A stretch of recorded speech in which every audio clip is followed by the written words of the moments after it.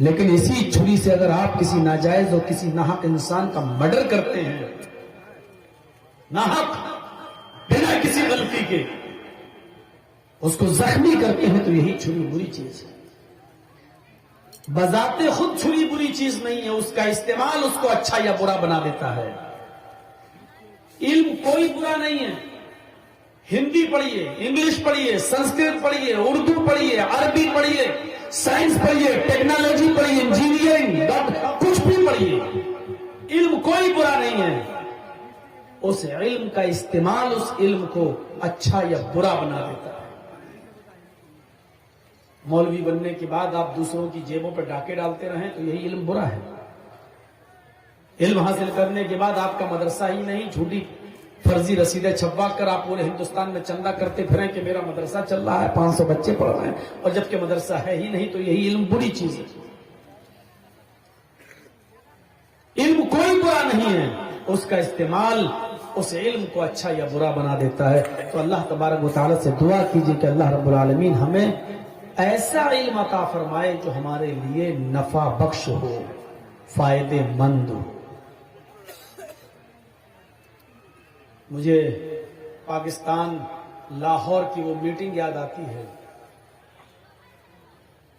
وہاں کچھ غیر مسلم جب اسلام لائے تو لاہور کے اندر ایک جلسے میں، کانفرنس میں، کچھ سوال جواب کی جب میٹنگ ہوئی تو اس میں کچھ نان مسلم نے جو اسلام نئے لائے تھے، انہوں نے یہ سوال کیا تھا علماء سے کہ یہ بتائیے کہ قرآن کا ترجمہ جب آپ نے آج ہماری زبان میں کیا ہے تو ہم نے اس کو پڑھا اور اس کو پڑھ کر ہم اسلام لے آئے، جب تک ہماری زبان میں اس قرآن کا ٹرانسلیٹ نہیں ہوا تھا ہم نہیں جانتے تھے، جب ہوا پڑھا اسلام لائے، ہم تو سنبھل گئے، ہم تو اسلام لے آئے۔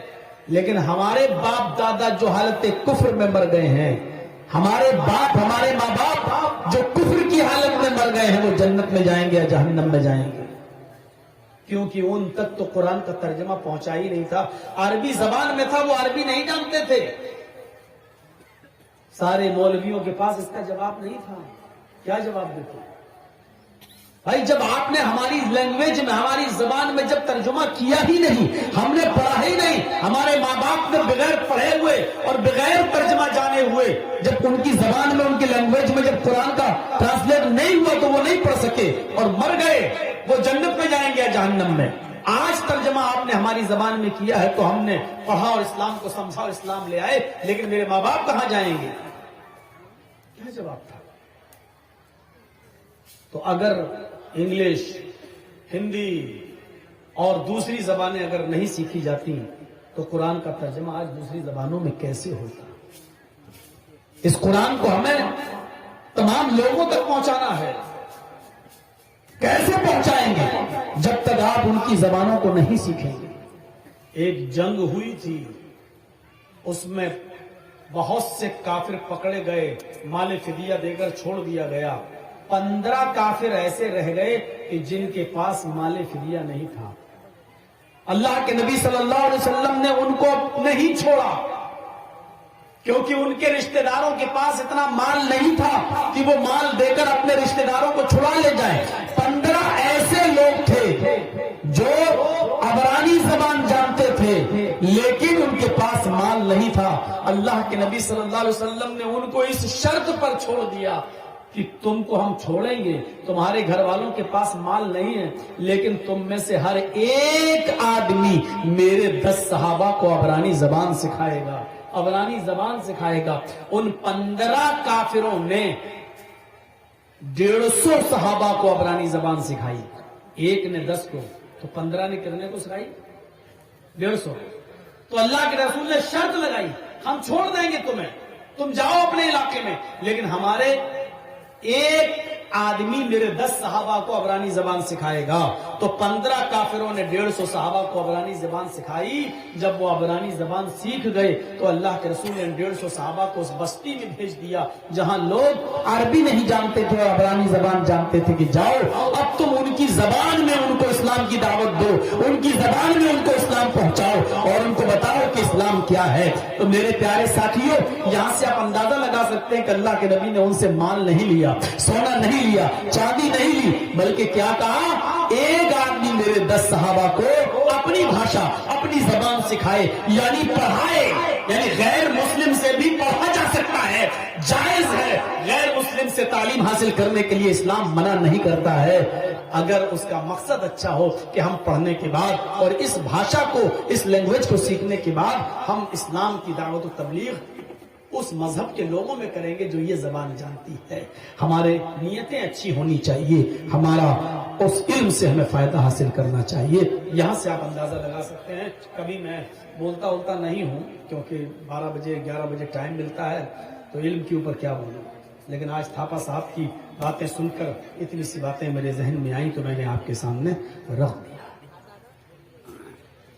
میرے بھائیوں، ضروری ہے، میں نے قرآن کریم کی جو آیت آپ کے سامنے پڑھی ہے، اس آیت کے اندر اللہ کے نبی صلی اللہ علیہ وسلم کا ایک نام بتایا گیا ہے، محمد رسول اللہ والذین معہ اشداء علی الکفار رحماء بینہم۔ مجھے آگے والی آیت سے ابھی کوئی سروکار نہیں ہے، کوئی مطلب نہیں، صرف یہ بتانا ہے کہ اللہ تعالیٰ نے یہاں 3 چیزیں بتائیں گی، محمد الرسول اللہ، بس محمد اللہ کے رسول ہیں۔ یہ کیا ہے؟ 3 چیزوں پر مشتمل ایک جملہ ہے۔ محمد اللہ کے رسول ہیں، پہلی چیز اس کے اندر یہ بتائی گئی کہ آخری نبی کا نام کیا ہے؟ محمد۔ دوسری چیز یہ بتائی گئی کہ آپ کی پوسٹ کیا ہے، آپ کی ڈگری کیا ہے، آپ کا عہدہ کیا ہے، آپ کا منصب کیا ہے۔ کیا ہے آپ کا منصب؟ رسول ہے۔ نام کیا ہے؟ محمد۔ پوسٹ، منصب کیا ہے؟ آپ رسول ہیں۔ اور تیسری چیز یہ بتائی گئی کہ آپ یہ پوسٹ، یہ ڈگری، یہ منصب، یہ عہدہ دیا کس نے ہے؟ اللہ نے۔ کس کے رسول ہیں آپ؟ اللہ کے۔ بہت ہی معذرت کے ساتھ دنیا میں جتنے بھی بزرگ آئے ہیں ان کو اللہ نے بزرگ بنا کر نہیں بھیجا۔ مولانا جرجی صاحب کے سامنے بول رہے ہیں، مجھے اللہ نے مولانا بنا کر نہیں بھیجا، مجھے میرے ماں باپ نے مولانا بنایا اور میرے اساتذہ نے پڑھا کر مجھے مولانا بنایا۔ ہم اللہ کے مولانا نہیں ہیں۔ دنیا میں جتنے بھی بزرگ آئے وہ بزرگ انسانوں نے بنائے۔ مثلا ابو حنیفہ رحمت اللہ علیہ، امام شافعی رحمت اللہ علیہ، امام مالک رحمت اللہ علیہ، امام احمد بن حنبل رحمت اللہ علیہ، امام بخاری رحمت اللہ علیہ، امام مسلم رحمت اللہ علیہ، دنیا میں جتنے بھی بزرگ آئے یہ بزرگ تھے، میں مانتا ہوں، تسلیم کرتا ہوں، لیکن ان کو یہ نہیں کہا جائے گا کہ اللہ نے بزرگ بنایا۔ ان کو ہم نے اور آپ نے بزرگ بنایا ان کی قابلیت کی بنیاد پر، لیکن محمد کو رسول کس نے بنایا؟ اللہ نے۔ سمجھ رہے ہیں؟ اس چیز کو ذہن میں رکھیے، میری پوری تقریر اسی پہ ڈیپینڈ کرے گی۔ یہ سمجھ گئے تو تقریر سمجھ میں آ جائے گی، یہ نہیں سمجھے تو سمجھ لو کہ میں بھینس کے سامنے بین بجا رہا ہوں، اور 10 منٹ کے بعد آپ یہاں سے اٹھ کے بھاگنے لگیں گے کیونکہ سمجھ میں پھر نہیں آئے گا۔ دنیا میں جتنے بزرگ آئے ان کو بزرگ کس نے بنایا؟ ہم نے اور آپ نے، انسانوں نے۔ اور محمد کو رسول کس نے بنایا؟ محمد کو بزرگ کس نے بنایا؟ اللہ نے۔ محمد الرسول اللہ، محمد اللہ کے رسول ہے۔ انسان جب کسی انسان کو منصب دیتا ہے، انسان جب کسی انسان کو ڈگری دیتا ہے، انسان جب کسی انسان کو پوسٹ دیتا ہے، انسان جب کسی انسان کو کسی منصب پر فائز کرتا ہے تو بنانے والے انسان سے بھی غلطی ہو سکتی ہے اور جس کو بنایا جا رہا ہے اس سے بھی غلطی ہو سکتی ہے۔ جس کو آپ نے بزرگ بنایا ہو سکتا ہے وہ غلطی کر جائے، اور آپ بھی غلطی بنانے میں کر سکتے ہیں۔ مثلا 2014 میں آپ نے کسی کو ووٹ دیا، پھر 2019 میں بھی کسی کو ووٹ دیا، آج پچھتا رہے ہیں کاش ہم نے ووٹ نہ دیا ہوتا تو اچھا ہوتا۔ کیوں؟ آپ نے بنایا، کسی کو بھی بنایا، نام نہیں۔ سمجھدار ہیں یہاں سارے لوگ۔ بعد میں احساس ہو رہا ہے کہ ہم سے بنانے میں بہت بڑی غلطی ہو گئی، تو بنانے والا بھی غلط ہو سکتا ہے اور جس کو بنایا جا رہا ہے وہ بھی غلط ہو سکتا ہے، کیونکہ جس نے بنایا وہ بھی انسان، جس کو بنایا وہ بھی انسان۔ لیکن جب اللہ کسی کو بڑا بناتا ہے، اللہ کسی کو بزرگ بناتا ہے، تو بنانے والا غلطی نہیں کر سکتا، اور جس کو بنایا بڑا بزرگ وہ بھی غلط نہیں ہو سکتا۔ اس لیے معصوم عن الخطا، غلطیوں سے پاک اگر کوئی ذات ہوتی ہے تو وہ رسول کی ذات ہوتی ہے، نبی کی ذات ہوتی ہے، یعنی وہ غلطی نہیں کرتی ہے۔ معصوم عن الخطا، غلطیوں سے پاک اگر کوئی ہے تو جناب محمد الرسول اللہ صلی اللہ علیہ وسلم۔ اس لیے کہ اگر وہ دنیا میں کوئی غلطی کریں گے تو اللہ جبرائیل کو بھیج کر، فرشتے کو بھیج کر اس کی اصلاح کر دیتا، نہیں آپ نے یہ غلط کیا، بٹ اصلاح ہو جاتی ہے۔ تو بنانے والا اللہ جب کسی کو بڑا بناتا ہے تو بنانے والا غلط نہیں ہو سکتا، اور جس کو بنایا گیا وہ بھی غلطی نہیں کر سکتا۔ اس لیے اس عقیدے کو اپنے ذہن میں رکھیے، ہم نے جن کو بزرگ بنایا، چاہے وہ ابو حنیفہ ہو، امام شافعی ہو، امام مالک ہو، احمد بن حنبل ہو، یا ایکس وائی زیڈ کوئی بھی بزرگ ہو، اس سے انسان ہونے کے ناطے سے غلطی ہو سکتی ہے، لیکن اللہ نے جس کو بزرگ بنایا ہے وہ غلطی نہیں کر سکتا ہے، کیونکہ ان بزرگوں کو بزرگ ہم نے بنایا ہے اور محمد کو بزرگ اللہ نے بنایا ہے۔ اللہ جس کو بزرگ بناتا ہے وہ غلطی نہیں کر سکتا ہے۔ پہلی چیز ذہن میں رکھیے۔ دوسری چیز یہ ذہن میں رکھیے، انسان جب کسی انسان کو بڑا بناتا ہے تو اس سے بھول چوک ہو سکتی ہے۔ آج سے 10 سال پہلے میرے استاذ نے مجھے کیا پڑھایا آج مجھے یاد نہیں ہے۔ آج ہم نے کسی بچے کو سبق یاد کرایا، کل سن رہا ہوں تو آدھا یاد ہے آدھا بھول گیا۔ کل میں نے 2 گھنٹے تقریر کی، کیا کی آج آدھی یاد ہے آدھا میں بھول گیا، اور کل جن لوگوں نے سنا تھا ان سے پوچھوں میں کیا بولا تو ان کو بھی کچھ باتیں یاد ہوں گی اور بہت سی باتیں بھول گئے ہوں گے۔ یہ اس بات کی علامت ہے، انسان جب انسان کو پڑھاتا ہے تو اس کا پڑھایا ہوا استاد بھی بھول سکتا ہے، اور استاد جس بچے کو پڑھا رہا ہے وہ بھی بھول سکتا ہے۔ پڑھانے والے سے بھی بھول چوک ہو سکتی ہے اور جس کو پڑھا رہا ہے اس سے بھی بھول چوک ہو سکتی ہے، لیکن جب اللہ کسی کو پڑھاتا ہے تو اس سے بھول چوک نہیں ہو سکتی، اور جس کو پڑھا رہا ہے وہ بھی سبق بھول نہیں سکتا۔ اسی لیے قرآن نے کہا ہے سَنُقْرِئُكَ فَلَا تَنْسَى، اے محمد صلی اللہ علیہ وسلم ہم آپ کو ایسا پڑھائیں گے کہ آپ بھولیں گے نہیں۔ سَنُقْرِئُكَ فَلَا تَنْسَى، جب فعل مضارع پر سین داخل ہو جائے تو اس کو قریب کے معنی میں، مستقبل قریب کے معنی میں کر دیتا ہے۔ سَنُقْرِئُكَ فَلَا تَنْسَى، ان قریب ہم آپ کو ایسا پڑھائیں گے کہ آپ بھولیں گے نہیں۔ اور حقیقت میں اللہ نے محمد رسول اللہ کو جو پڑھایا، اللہ نے نبی اکرم کو جو پڑھایا وہ سبق نہ نبی بھولے، اور آج نبی اکرم اس دنیا سے گئے ہوئے 1400 سال سے زیادہ کا عرصہ گزر چکا ہے، نبی اکرم کی پڑھائی ہوئی باتیں آج بھی مسلمان یاد رکھے ہوئے ہیں، اور قیامت کی صبح تک یہ سبق یاد رکھا جائے گا۔ قرآن جو اللہ نے نبی کو پڑھایا، یہ قرآن نہ تو نبی بھولے، نہ ہم بھولے، اور نہ قیامت تک یہ قرآن کو بھلایا جا سکتا ہے۔ یہ فرق ہوتا ہے انسان کے دوارا بنائے ہوئے بڑے انسان میں اور اللہ کے ذریعے بنائے ہوئے کسی بڑے بزرگ میں۔ تو یاد رکھیے اللہ نے نبی کو محمد رسول اللہ کو بڑا بنایا ہے۔ تو محمد کس کے رسول ہیں؟ اللہ کے۔ 3 چیزیں، نام محمد، عہدہ رسول، اور یہ رسول کس نے بنایا؟ اللہ نے۔ یہ 3 چیزیں، یہاں نام آیا محمد۔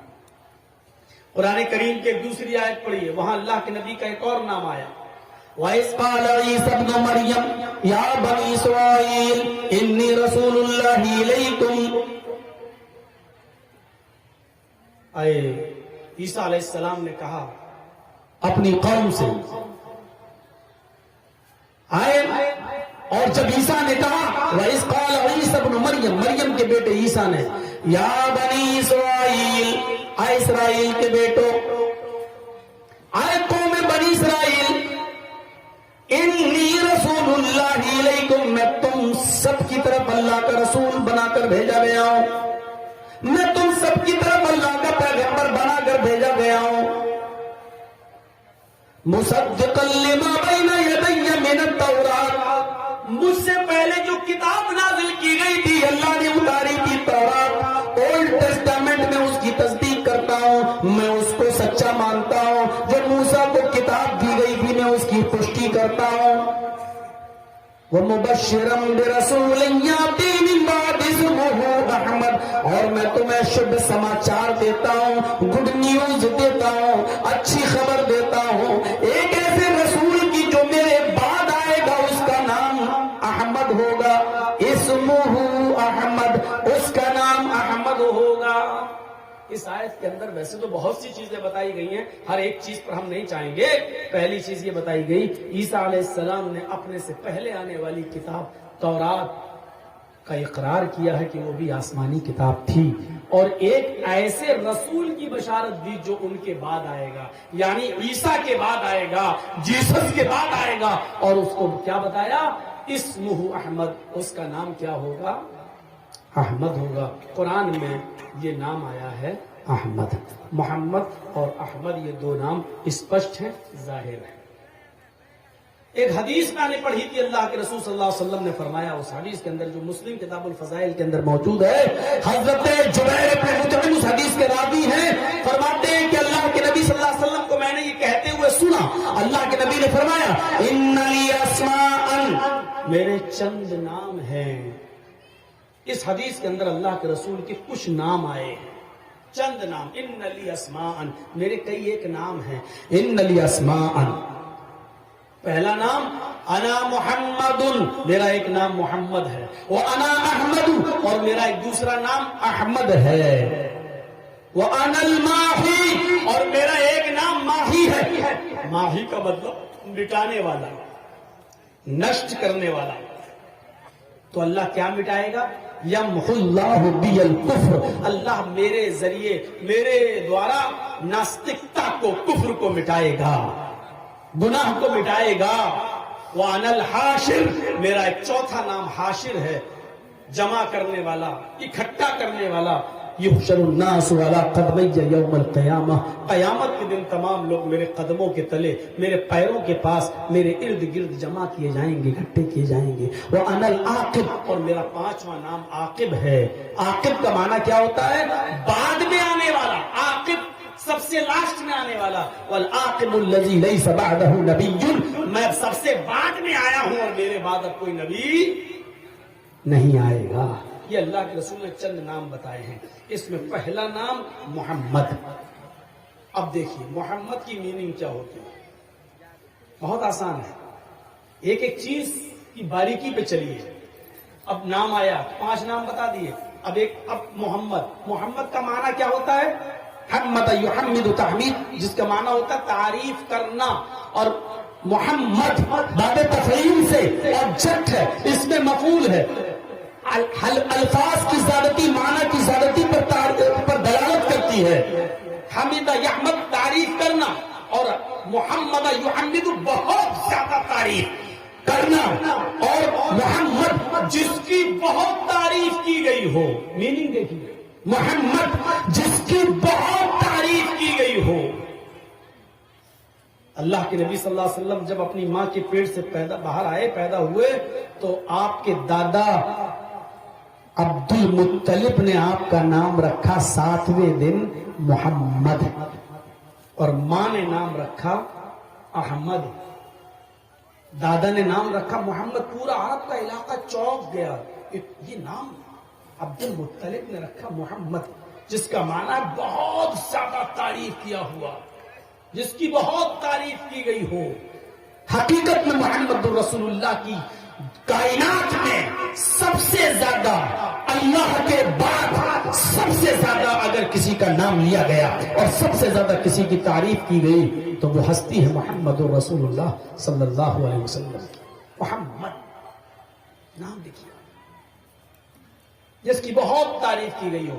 عربی میں محمد، اس کو سنسکرت میں اگر ہم ترجمہ کریں سنسکرت میں تو اس کو ہم لے جائیں گے، سنسکرت میں کہا جائے گا نراشنس. نر کے معنی انسان، ویکتی، اور آشنس کے معنی جس کی بہت پرشنسا کی گئی ہو. نر آشنس دو جملوں سے، دو شبد سے مل کر بنے گا. نر پلس آشنس ملائیں گے تو کیا پڑھا جائے گا؟ نراشنس.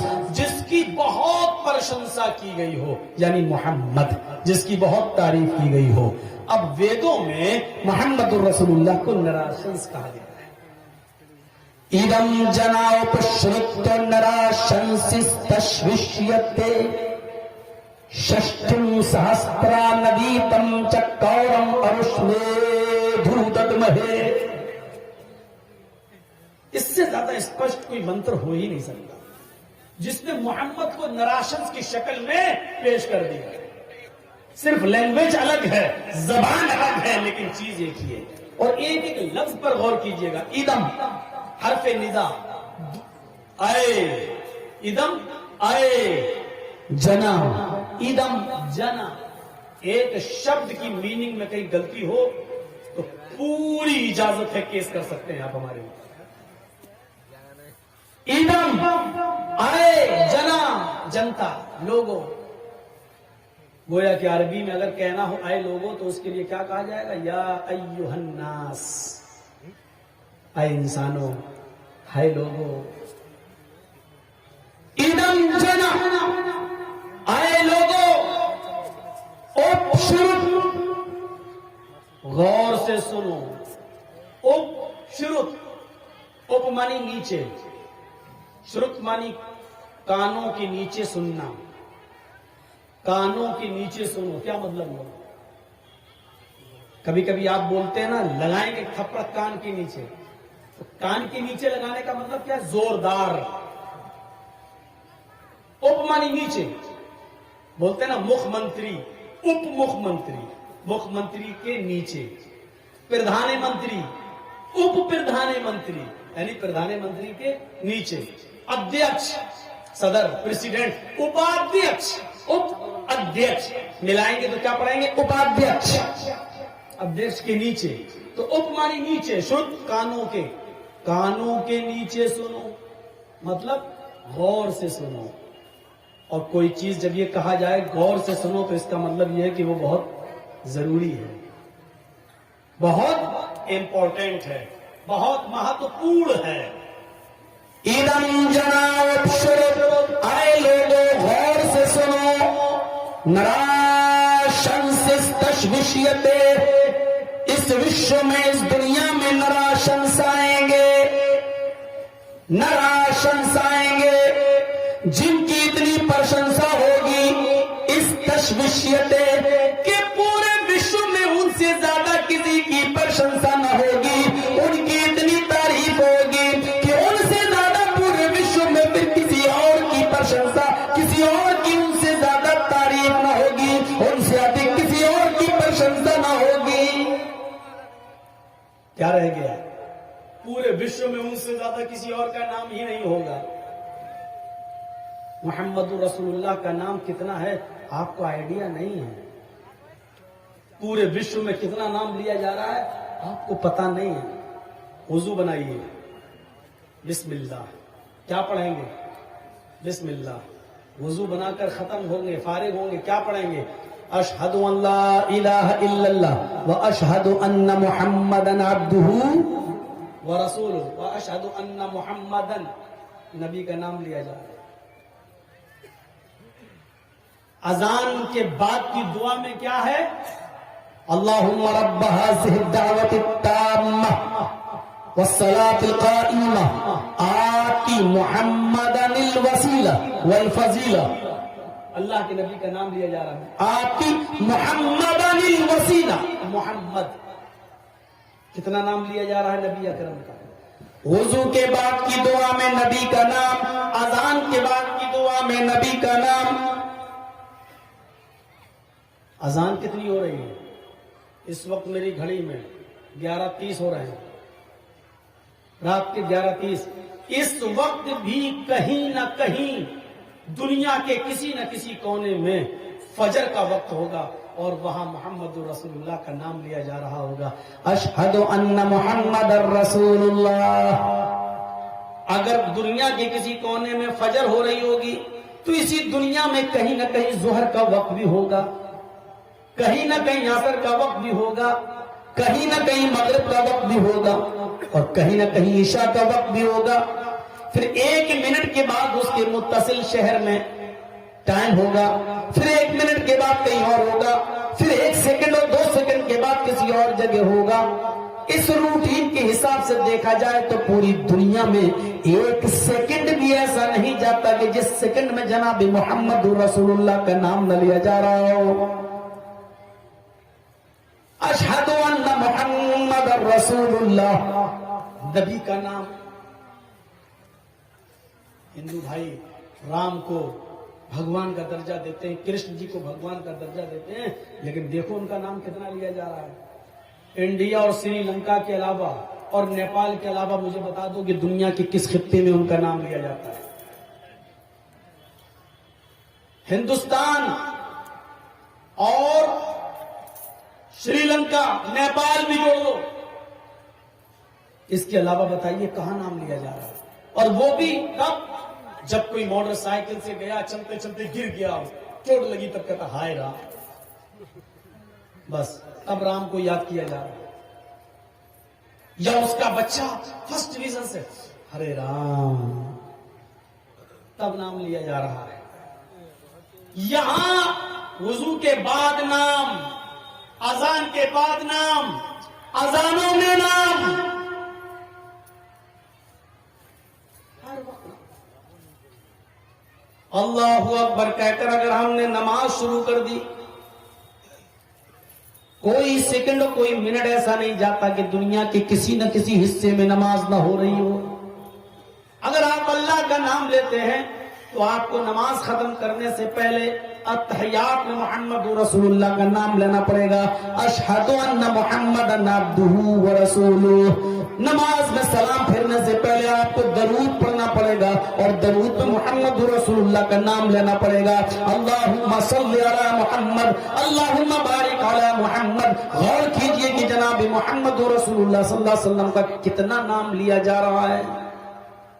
تخیل کی شاہراہ پر تھوڑی دیر کے لیے سوار ہو کر دیکھیے تو آپ کو جناب محمد رسول اللہ کا نام 1-1 منٹ میں 1-1 سیکنڈ میں لیتا ہوا نظر آئے گا. دنیا کے ہر چپے میں محمد رسول اللہ کا نام لیا جا رہا ہے. جو نام محمد جس کا معنی ہوا بہت تعریف کیا ہوا, جس کی بہت تعریف کی گئی ہو, اور ویدوں نے جس کو نراشنس بتایا ہے کہ جس کی اتنی پرشنسا ہوگی کہ پورے وشو میں ان سے زیادہ کسی کی نہیں ہوگی. واستوکتا یہی ہے, حقیقت یہی ہے کہ ان سے زیادہ کسی کی تعریف نہیں ہو رہی ہے. مخلوق میں, سرشٹی میں, انسانیت میں سب سے زیادہ اگر کسی کا نام لیا جا رہا ہے تو محمد رسول اللہ کا. دیکھ لیجیے. षष्ठिं सहस्त्र नवीतम चक्रम अरुष में धूतमहे. षष्ठिं 60, सहस्त्र 1000, कितना हो गया? 60,000. मीनिंग देखिए, षष्ठिम 60 संस्कृत में, षष्ठिम सहस्त्र, सहस्त्र मानी 1000, षष्ठिम सहस्त्र 60,000, नवीतम 90, कौरम दुश्मन अरुष में धू हिफाजत करेंगे उनसे हम उनकी. षष्ठिम सहस्त्र नवीतम चक्रम अरुष में धूतमहे. कौरम मुहाजिर, हिजरत करने वाला, हम उस मुहाजिर की 60,000 90 दुश्मनों से उसकी हिफाजत करेंगे. ऋग, ये अथर्ववेद का कांड 20 सूक्त 127 का पहला मंत्र कह रहा है. मैंने हवाला भी दे दिया. अथर्ववेद कांड 20 सूक्त 127 का मंत्र नंबर 1. कितने दुश्मन होंगे उनके? 60,000 90. اور وید کیا کہہ رہا تھا؟ وید ہم ان کو 60,090 دشمنوں سے اس مہاجر کی حفاظت کریں گے، اس سے ان کی رکشا کریں گے۔ عرب کی کیپیسٹی، عرب کی حالت، عرب کی کیٹیگری، محمد رسول اللہ کے دشمنوں کی گنتی بھی اسی کے ارد گرد گھومتی ہے۔ جنگ خیبر میں 10,000 کا لشکر جو محمد رسول اللہ کو مٹانا چاہتا تھا اور آپ کے صحابہ کو، گنتی یاد رکھیے گا، جنگ خیبر میں کتنے؟ 10,000 دشمنی مٹانا چاہتا ہے، اور جنگ خندق میں 10,000 کافروں کا لشکر جو 3,000 نہتے مسلمانوں پر حملہ کر کے ان کو مٹانا چاہتا تھا۔ لیکن خندق کی جنگ بھی آپ نے فتح کی اور جنگ خیبر بھی آپ نے فتح کی۔ جنگ خندق میں 10,000 دشمن اور جنگ خیبر میں 10,000، 10 اور 10 کتنے ہو گئے؟ 20۔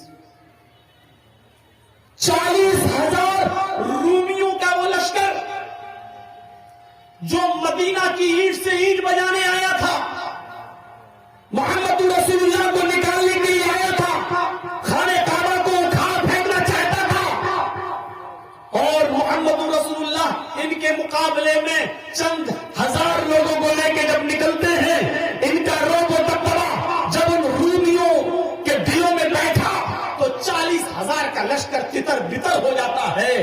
تو 40,000 رومیوں کا وہ دشمن جو محمد اور محمد رسول اللہ کے صحابہ کو مٹانے کے لیے مدینہ میں گھس گیا تھا، آنا چاہتا تھا اور مدینہ کی ہٹ سے ہٹ بجانا چاہتا تھا، لیکن اس کو شکست ہوتی ہے اور بھاگ جاتے ہیں۔ 40,000 یہ اور ادھر کتنے؟ 20۔ 40 اور 20 کتنے ہوئے؟ 60۔ 60,000 دشمن تو یہ گنتی کے ہو گئے۔ اب 90 اور دیکھیے۔ غزوہ تبوک کے موقع پر سارے صحابہ چلے گئے جنگ کرنے کے لیے۔ اس شرط پہ کچھ لوگ رہ رہے تھے اللہ کے نبی کے ساتھ، یہودی، کہ آپ پر کوئی حملہ کرے گا تو ہم آپ کی مدد کریں گے، ہم پر کوئی حملہ کرے گا تو آپ ہماری مدد کیجئے گا۔ لیکن جب دشمنوں کی تعداد دیکھی تو یہ یہودی پلٹ گئے اور انہی کا ساتھ دینے لگے دشمنوں کا۔ ان کی تعداد تھی 80۔ 13 منافق تھے، 13 منافق تھے جو اسلام قبول کیے ہوئے تھے لیکن دل سے محمد رسول اللہ کے ساتھ نہیں تھے۔ تو 80 اور 13 کتنے ہو گئے؟ 93۔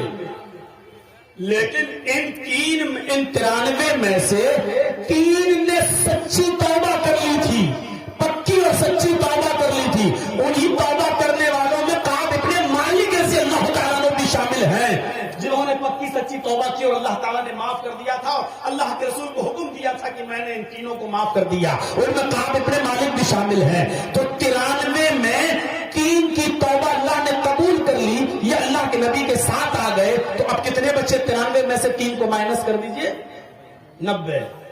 60,000 ادھر کتنے ہوئے؟ 90۔ یہ گنتی کس کی ہے؟ محمد رسول اللہ کے دشمنوں کی۔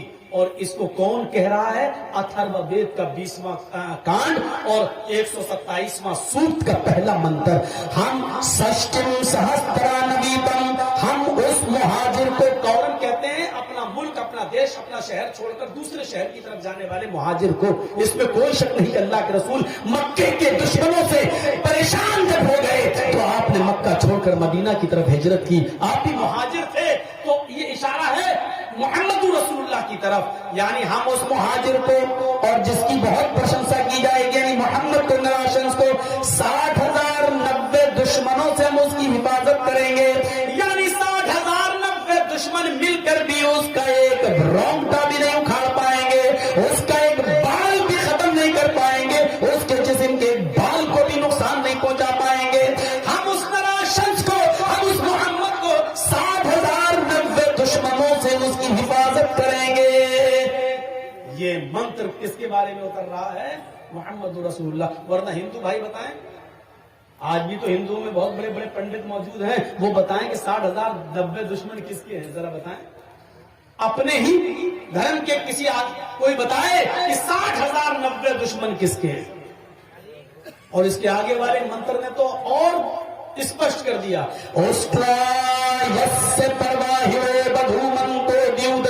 یہ اسی کے بعد دوسرا منتر ہے. وہ اونٹ کی سواری کرے گا, اس کی پیاری سواری اونٹنی ہوگی. یعنی وہ اس دیش کے اندر پیدا ہوگا جہاں اونٹوں کا چلن ہوگا. لیجیے, اونٹوں کا چلن ریگستان میں ہے, اونٹوں کا چلن عرب کے اندر تھا. اس کی پیاری سواری اونٹنی ہوگی جس کا مان سمان آکاش کی بلندی کو چھوئے گا. بدھو منتو دیو دشا. دیو مانی دو, دشا مانی 10. سنسکرت میں دیو دشا, دیو 2 دشا 10. 2 اور 10 کتنے ہوئے؟ 12. اس کی 2 اور 10 بدھو منتو پتنیاں ہوں گی. اس میں کتنی چیزیں بتائی گئی؟ وہ کہاں پیدا ہوگا؟ جہاں اونٹوں کا چلن ہوگا. اور اس کی پیاری سواری کیا ہوگی؟ فارچونر نہیں ہوگی, اسکارپیو نہیں ہوگی, انووا نہیں ہوگی. اس کی پیاری سواری کیا ہوگی؟ اونٹنی. یعنی وہ اونٹ کا سفر کرے گا, اونٹ پر بیٹھے گا. اللہ کے رسول صلی اللہ علیہ وسلم تو باقاعدہ اونٹوں پر بیٹھا کرتے تھے, بلکہ آپ نے زندگی کا آخری خطبہ جو حجۃ الوداع کے میدان میں دیا تھا, عرفات کے میدان میں, وہ بھی ایک اونٹنی کے اوپر بیٹھ کر دیا تھا. اس اونٹنی کا نام تھا قصبہ اونٹنی تھا, قصبہ.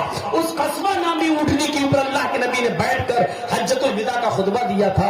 آپ نے کہا اونٹنی پر کجاوا کس دو. اونٹنی کو لایا گیا, اس اونٹنی کے اوپر آپ بیٹھ گئے اور اس پر بیٹھ کر آپ نے لوگوں کو خطبہ دیا. تو آپ تو اونٹنی کا سفر کیا کرتے تھے, اونٹنی پر بیٹھا کرتے تھے. یہ اگرچہ گھوڑے پر بھی بیٹھے ہیں, کچھر پر بھی بیٹھے ہیں, اور آپ نے گدھے کی سواری بھی کی ہے. کانا رسول اللہ صلی اللہ علیہ وسلم یعود المریض ویشہد الجنازہ ویرکب الحمار ویجیب دعوت العبد. یہ خوبیاں تھی محمد رسول اللہ کے اندر کہ آپ مریض کی عیادت کرتے تھے. مریض چاہے مسلمان ہو یا غیر مسلم, آپ سب کو دیکھنے جایا کرتے تھے. وَيَشْهَدُ الْجَنَازَةَ, آپ جنازے میں شرکت کرتے تھے. مرنے والا کوئی بھی ہو, آپ اس کے جنازے میں بھی جایا کرتے تھے. وَيَرْكَبُ الْحِمَارَ, آپ گدھے پر بھی سواری کر لیا کرتے تھے, اور گدھے پر بیٹھنے میں بھی شرم محسوس نہیں کرتے تھے.